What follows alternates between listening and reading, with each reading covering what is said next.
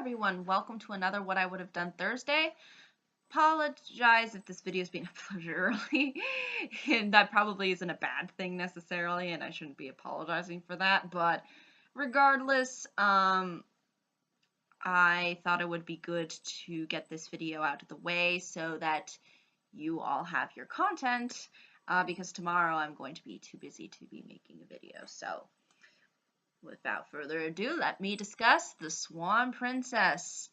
Yes, I remember I did discuss this film in particular a while back when I was comparing and contrasting it to the original Tchaikovsky's ballet, because that is what this particular film adaptation was trying to adapt from. Now, there are a lot of things within The Swan Princess that I think do make it on that level of what I think some people like to call Diet Disney, particularly the nostalgia critic. The reason why I see it this way is that they're trying to do Disney, but they clearly can't do Disney. Because they don't know how to execute a Disney product, because they're not Disney. And I think that just goes to show, the more another studio tries to replicate another studio, the more it ultimately, I think, ends up being to their detriment. It would be like if DreamWorks tried to literally make a fairy tale like Disney. They just wouldn't be able to do it. Their strengths lie in different areas than what Disney has. So I think this is really something that I think a lot of people need to know. You need to kind of know what your brand stands for, and you can't try to, make, you're not trying to create the brand that somebody else has. You're trying to create your own brand. And I think that's a huge problem, especially when you want to try to be unique and sort of stand out from the crowd. Kind of hard to do that when you try to copy from other people. So yeah, I think that was a really huge problem that this film had.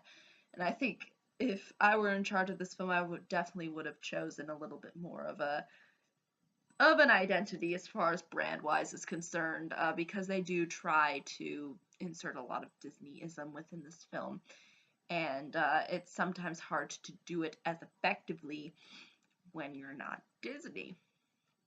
So yeah, that was one thing I felt was an important thing to note right out of the gateway before we even discussed the film itself. Just the fact that it was made by another studio trying to replicate another studio just shows that, just doesn't work. It's kind of like with the same with Don Bluth. He tried to recreate Disney but couldn't do it. Or at least as well, or financially successfully, or as financially successful as Disney. So without further ado, let me address some of the things that I think could have been fixed with the Swan Princess to ultimately make it a better product. First being the villain Rothbart. I know some people think that sounds like a goofy name. It is kind of goofy. I mean, but it's not. I don't think it's as. I don't think it's as of a detriment to the film, like just because his name is Rothbart. Rothheim might have been a better name, but I understand that was his actual name within the ballet, so you kind of can't really blame the studio for keeping his name, but Rothheim I think sounds more intimidating to me. So yeah, I would have probably changed his name. First thing first. Rothheim. Okay. But basically, what happens within this plot in regards to the villain is concerned. So basically, Rothbart, in this case, I would have called him Rothheim, is doing witchcraft, or basically sorcery. He's doing kind of bad magic, so to speak. And the king's very intimidated by this and, you know, basically wants to arrest him. Um, and basically, instead of, well, it's like they arrest him, but then he's like, just go and leave. Like the punishment is sort of banishment as opposed to jail. Personally, if I were king, I mean, I'd probably put him in jail and be like, sorry, you violated my rules. That's your punishment. So yeah, I think putting him in jail would have been better. And instead of, you know, saying, go, it's not like you're going to come back and try to, you know, screw things up again later on, you know? So I think it would have made more sense in the context of this plot had Rothheim, that's what I'm going to call him from now on because I think that sounds actually better. Rothheim. So Rothheim is put in jail. I just like how German that sounds, Rothheim. So Rothheim is put in jail, and he basically escapes. So that would have been my choice. Is why not just have the guy escape? And they're not able to find him because he's got some, you know, he has some magic that maybe helps him along of not being, you know, discovered. You know, that would have made more sense to me than the king being like, go, we don't want to see you again. and then him going, though, that doesn't mean I'm not coming back, you know. So yeah, I think that definitely, had they changed that definitely I think would have suited the plot better. Now the next thing that I'm going to discuss is sort of a very pivotal part of this film, and I think it suffers from a frozenism. Yes, I'm going to be using frozenism because, or frozen syndrome. And what I mean by frozen syndrome is that these characters aren't really all that developed. And again, this would be fine if it was going for pure fairy tale. If it wanted to go the complete fairy tale route and maintain itself true to Tchaikovsky, then it should have stayed true to Tchaikovsky and not tried to be Diet Disney. It should have been a straight up fairy tale, like a lot of more traditional Disney films that came out before the 90s. But this one definitely wanted to be hip with the time, so they sort of insert, you know, this thing that we see in other films of the couple sort of hating each other to begin with. Because basically what ends up happening here is that Odette the princess within this film, technically the Swan princess,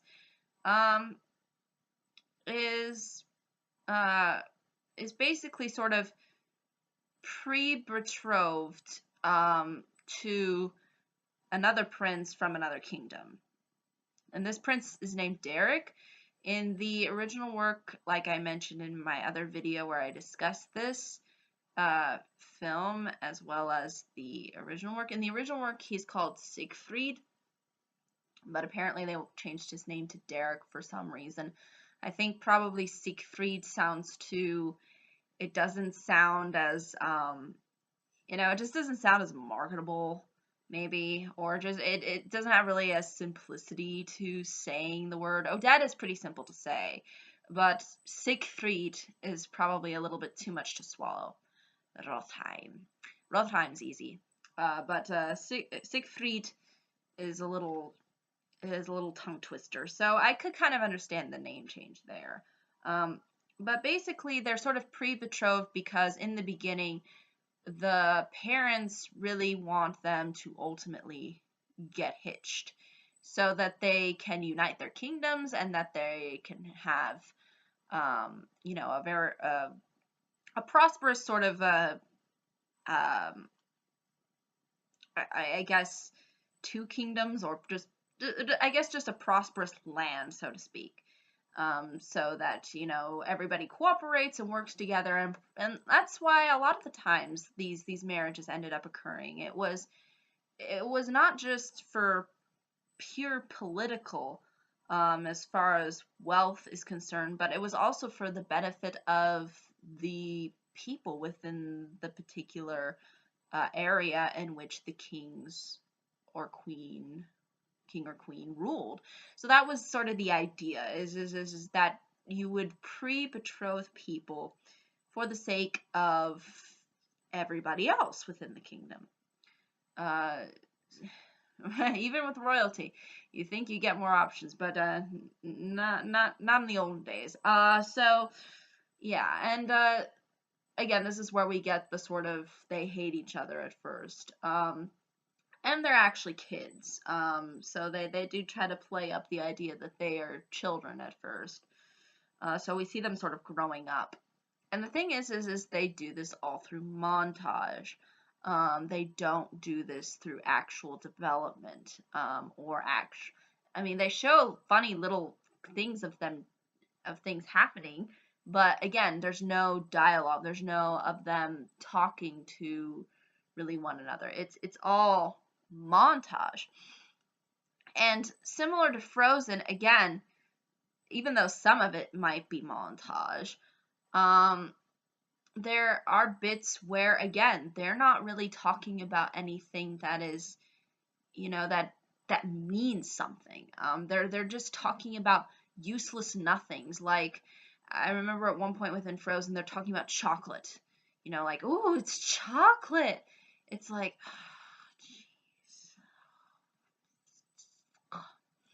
okay, so basically, again, and that's kind of how it's sort of conveyed within the lyrics of the song, where they'll say, like, kind of like some kind of quirky, fun. Oh, it's cutesy. It's like, yeah, it is cutesy, but it doesn't mean anything. Like, this dialogue doesn't mean much. I mean, I would definitely wouldn't have minded if they did some kind of if they went with this approach. I wouldn't have minded had they had, some, them acting as kids and being bratty to one another. But the way they develop this is just, it's all through montage, and they don't really address anything with meaning. And again, it's the same issue I had with Frozen. Like, Elsa and Anna don't share a meaningful conversation throughout the film. And I think that's a huge problem here, because we don't really see the same with Derek or Odette. And again, they are trying to be like the 90s Disney. They're not trying to be like the fantasy Disney that we've seen in the past. So they definitely had problems trying to fit these two together. And the thing is you can't do it. Either you go for a fairy tale angle, and you sort of maybe remain a little bit more true to the source material, or you go completely 90s, more developed characters, and you you make the development of the relationship the primary focus. But here I felt like they really didn't know what to do with it. I personally feel it could have gone both ways. They could have gone for something completely kind of like Sleeping Beauty, where they completely make it a fairy tale. They immerse us in the emotion, They could have totally gone that route, and I would have been totally cool with it. They could have gone with the 90s route and done a little bit of fun character development, but again, they don't do it here.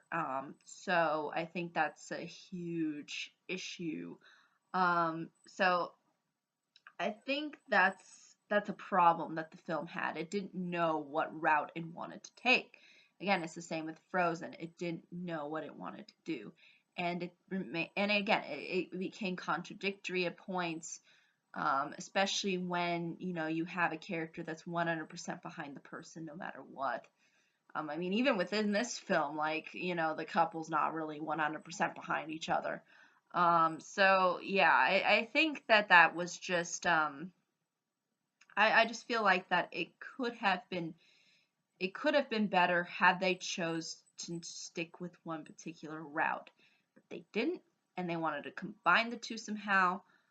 and that just doesn't work. So yeah, but either way would have been fine, I think.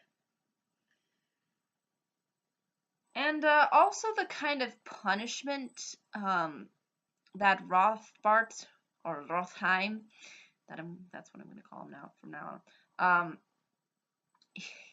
I just for some reason I just keep re-emphasizing it just so people remember that I'm talking about this character. But basically Rothbart within the film, it's it's emphasized that he wants the kingdom. That's his main goal. In order to do that, he has to marry Odette because she's the only living bloodline left. Because her dad dies at one point within the film, which you will see if you choose to watch the film. But I think this really doesn't ultimately end up making sense in the context of this plot, because there are just so many ins and outs into which he could achieve the kingdom that choosing to turn somebody into a swan for those reasons is just kind of ridiculous. And again, that the true reason within the original tale is definitely not this reason. Um, Within the original tale, it's just sort of it's not even really given a reason actually. It's just that she's cursed. Whereas here, I think they could have gone for something that's sort of within the middle, like you know, I mean, I guess Rothbard could have been in jail for some time, and I mean, we know bad things happen in jail. So, he could have done it for the sake of, he could have transformed her into a swan for the sake of, imprisoning her. Okay, she can't obtain any power, because she's a swan.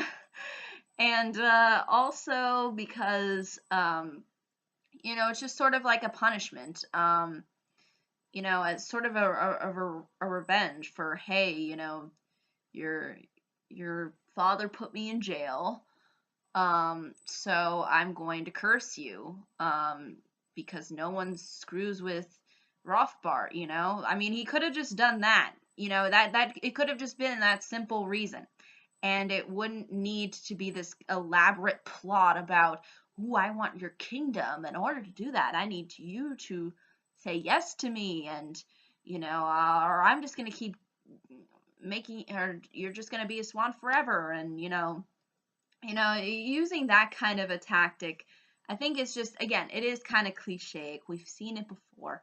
And again, I think, just having a simple reason of, I just want revenge. I want to see you suffer.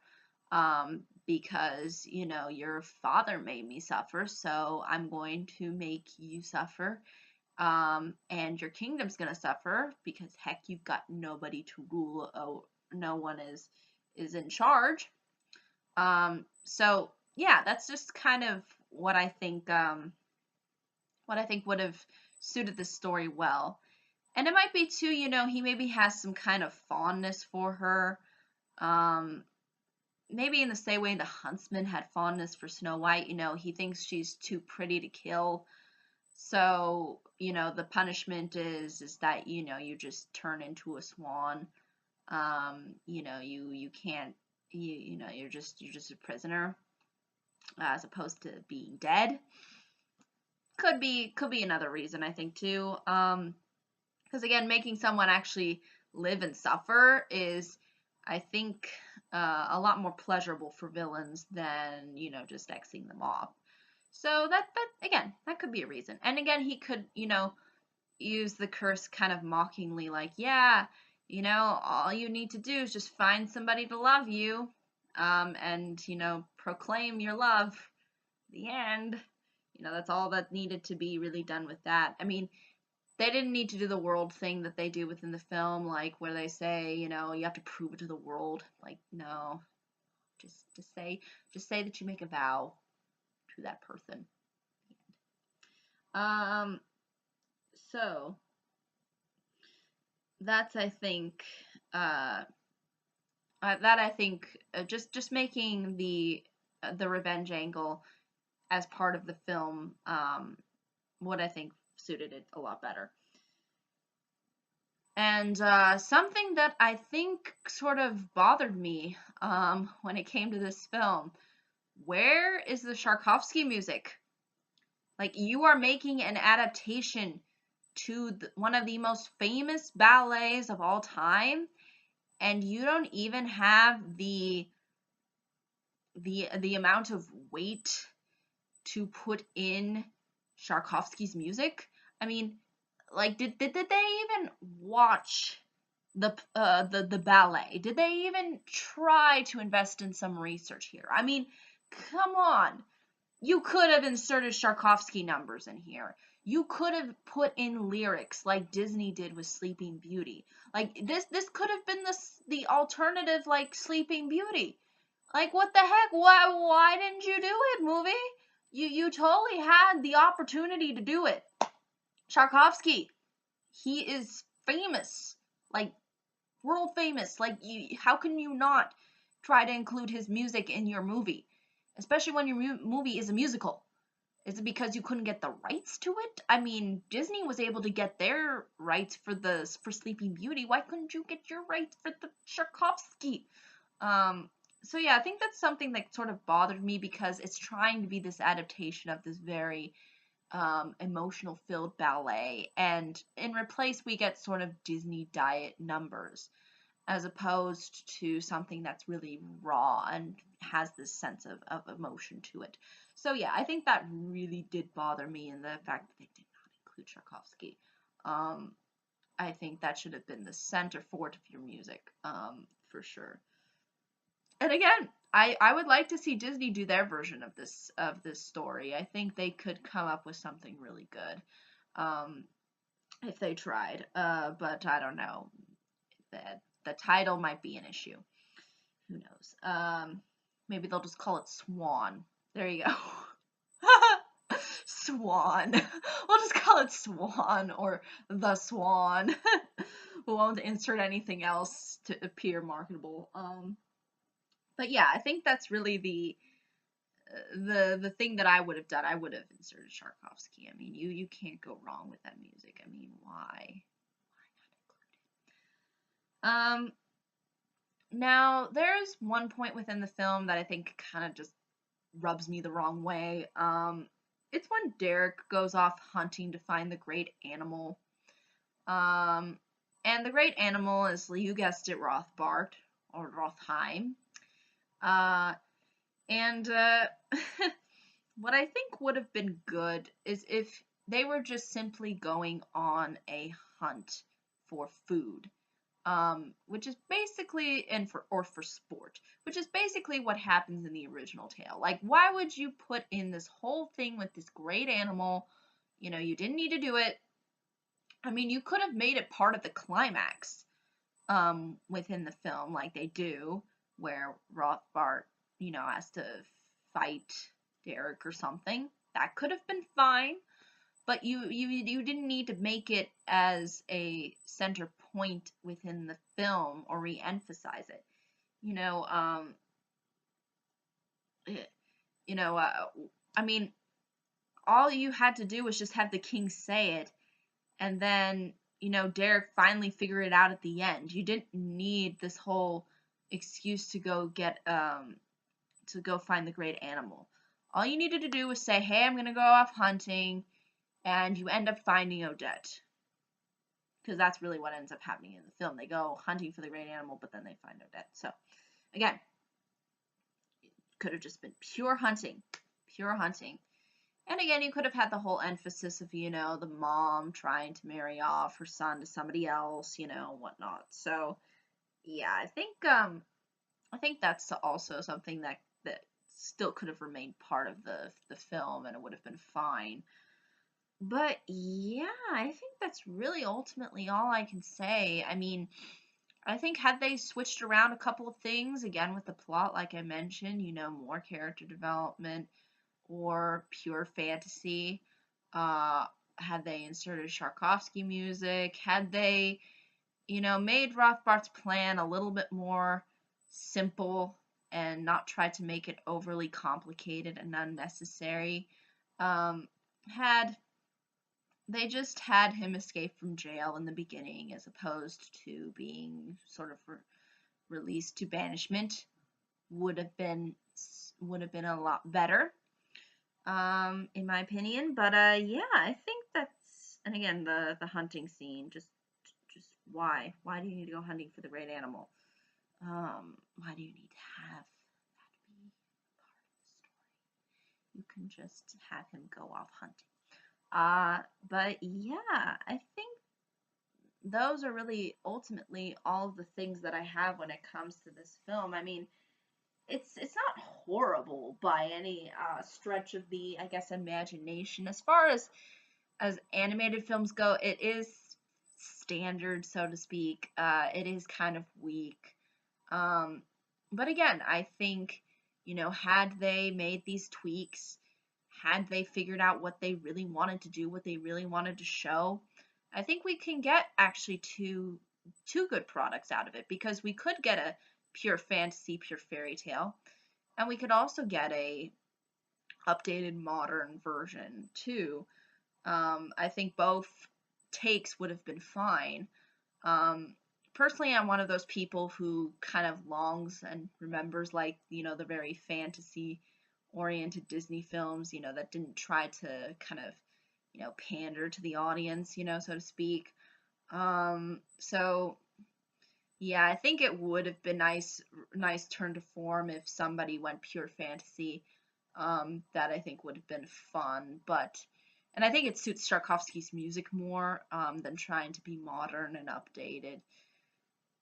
But I mean, again, it's all based within demographics and whatnot, and the trends. So, and again, that's what this film really got behind, was the trends of what Disney was doing, and just inserted them and thought it would be good, when you can't make your brand another brand. It just doesn't work that way. But yeah, I think that's really all I can say, but thank you so much for watching. Hope you all have a pleasant day, week, month, and year, and I hope to see you all in the next video. Take care. Bye-bye.